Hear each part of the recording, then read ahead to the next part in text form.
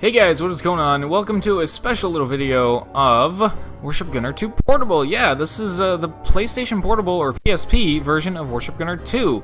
And this is definitely, as you can see, this is all a PSP, just like it's a normal PSP, So, this is actually my second attempt at recording this because the first time the frame rate was like really bad, and I don't know why. The frame rate appears to be better now. If it well, if it goes bad again, you won't be hearing this. But if it doesn't, then you already know. You already know more than I do. Isn't that a crazy thing about how videos work? As you can in the next bunch of seconds than I do right now as I sit here and record it. Isn't that crazy? It's crazy to think about that, huh? So, hopefully this works. I know there's a long black screen here, so I'm not freaking out yet.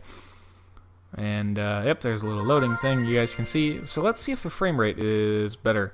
Ah, the frame rate appears to be smooth. Yeah, last time the frame rate was totally smooth on the TV that I'm using, but it was absolute crap for you guys on your end there. So I don't know why that happened, but it appears to be, yeah, it's all good now. Yeah, it's all smooth and stuff now. Okay, cool. So, here we go, man. This is cool. This is not a full playthrough. Our main focus today is on a weapon that is in this version of the game that is not in the PS2 version of the game. It is a 160 centimeter cannon. The thing literally fires meteors. I'm not kidding. You'll see when we get in there. I decided to just go ahead and let this play so you guys can see.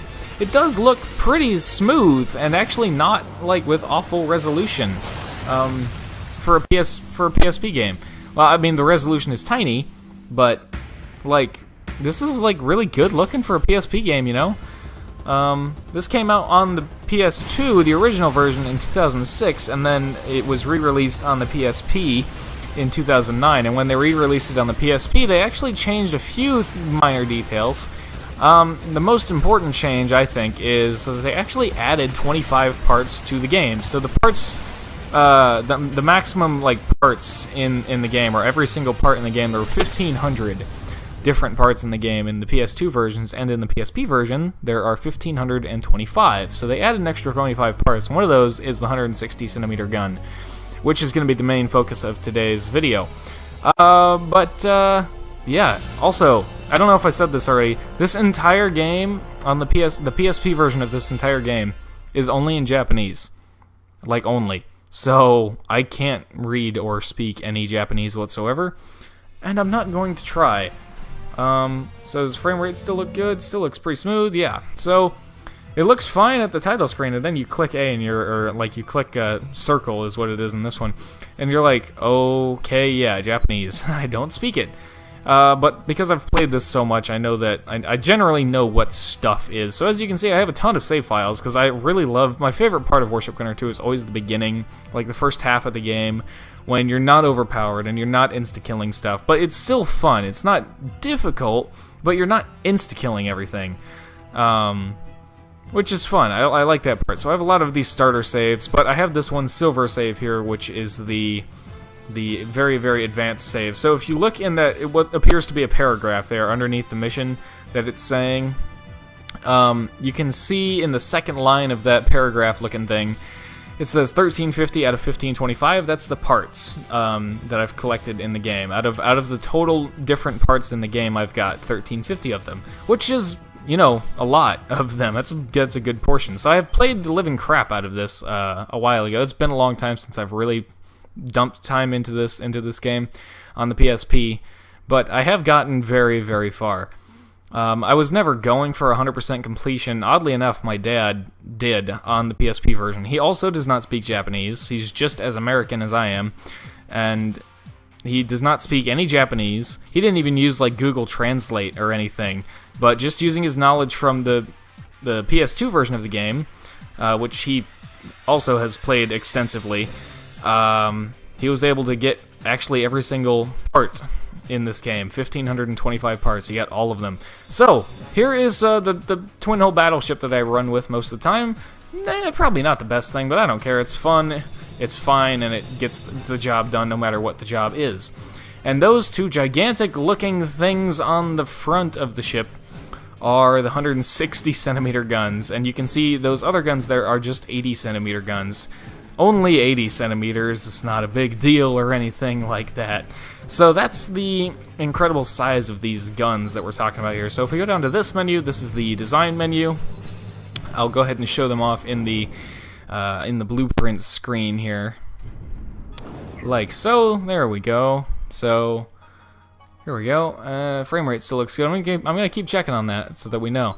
But here they are. As you can see, their magazine is actually not any deeper into the ship than the 80 centimeter guns. I don't know if you can see it there, but the 80 centimeter gun magazine is my blue line is my blue crosshair line. The horizontal part of my blue crosshair line is on it right now, and it's pretty much exactly the same for the 160 centimeter gun. In fact, it looks like it's just like a couple pixels more shallow in the ship, which is kind of crazy to think about, but the size of the gun itself is massive. So I'll go ahead and pull up the stats for you guys, at least. I don't know how to read any of that, but I can see the one that has the T on it is the weight. So there you go, you know how heavy each one of these things is, but as far as the rest of those stats, I don't know, I can't read them. But there we go, so that's the blueprint side of it. You can see the stats on them. And now let's go to a training mission, and let's just play with these things a little bit here. So 130 is a good mission to test this in. This is what I did last time. We'll go EL1. This is the weather option, but I don't know which of these is which, so we're just going to leave it like that. We're going to go Sukuba's Path, just so that there are no spoilers in case you haven't seen this part of the game. This is a very early part of the game anyways, but just in case. Also, it's all in Japanese, and I doubt that most of my viewers can speak Japanese or read it or anything. So probably not going to spoil anything, but just in case, we'll go to, you know, a version of the game that we've covered in the main Let's Play. So, here we go. Frame rate looks good. Okay. So, here you see I have my 80 centimeter guns. They're spinning around. They're having fun. They're having a good time. And if we fire the 80 centimeter guns, you know, they look like pretty normal cannon shells. I have a very high auto reload system on here as well, which is why the rate of fire is absolutely insane. But if I go down to here, nothing happened, and whoa! You can see those things just come to life on the front of the ship. The 160 centimeter gun. So let's head off in this direction towards where I know some enemies are, and let's see if we can find anything to shoot at. So this is a weird thing about this game. If you want to like zoom in and out and stuff, you hold left on the D-pad, and then you can use these other buttons like triangle and X to zoom in and out. You can use the square button to change the range of your local radar, and then you can use the circle button to zoom in and out on your ship. So kind of a weird thing.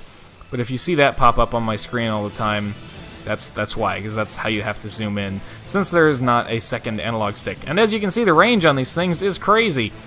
So if we find the battleship, where did it go? We just had it. There he is. I'm going to zoom all the way out like this, but we're still locked on. So if I fire this, watch this. This is ridiculous. Boom. It's a freaking meteorite. Look at this thing. You can see it falls out of the sky and falls straight down on his head.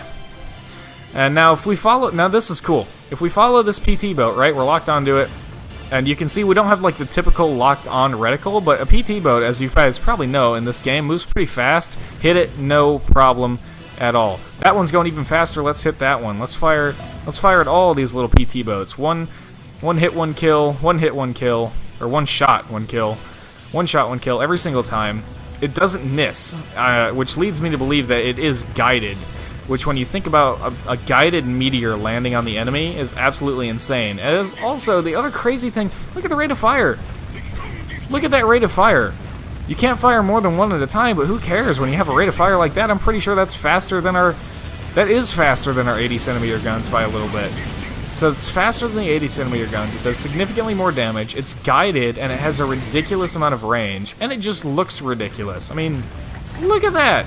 It is literally a meteor. Let me slow down, or stop even, and just launch some of these next to myself. Look at the waves that it creates when this thing fires, or when it hits the water. Like, it's absolutely insane. It's pinpoint accurate. It never misses. This thing is like, it's just a step under the wave gun. In fact, I would say this is better than the wave gun because you get more shots, you get more ammo. I mean, it fires faster. Doesn't quite have the range of the wave gun, which is effectively, you know, unlimited. But they fire so much faster. You can have multiples, so ammo's not a problem. Multiples more easily, I should say. And they're absolutely insane. They fire so quickly. I don't need to fire more than one shot at each of those enemies, but, you know, why not anyways, right? So if we just watch this happen here. Where'd it go? There he is, and boom. Man, I love these guns. So yeah, they are absolutely insane, as you can see. So, yeah, there are the 160 centimeter guns. Just like that. So, that's pretty much all I had to show there, but I do want to go to the... This is something I didn't do in the last attempt at recording this, but I do want to go to the... Yeah, we didn't finish the mission. I know, it's fine. But something I want to show that I did not show last time is actually the R&D screen. As you can see, it actually, for being on a PSP, it loads real fast. Like, it loads very quickly, which is very surprising. It loads faster than the PS2 version, but I think they did a lot of good optimization work for the PSP re-release here. So if we go down to this, I know this symbology looks absolutely crazy, and you can see they still use English, like, letters and stuff. I don't understand why, but they do. So if we go to the cannons here, it's like, oh, that's pretty normal stuff. Yeah, oh, what is this, you say? Yeah, there you go. There's your 160 centimeter cannon. No additional calibers or barrels, but, you know, not that it needs it. So this thing is just insane. Another cool thing, if we don't know, this one is the hulls section here. See how I know these things just off the top of my head? I believe it is over here. Are these submarines? These might be submarines. These are submarines, I believe. Yeah, these are submarines. But if we go up here and we check this out, you can see there's, I think that's the small destroyer hull. These are different, and there's your twin hull destroyer. So this is, I don't think these count towards the extra 25 parts or whatever. They just let you research more of them.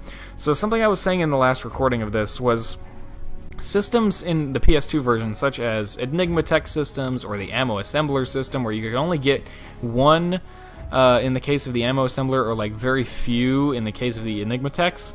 You can actually just research those in this game. So if I don't think I have the ammo assembler yet on this particular save, but which one of these is... No, it's not systems. That's systems, I think. No, it is not. Was it this one? Must have been this one, right?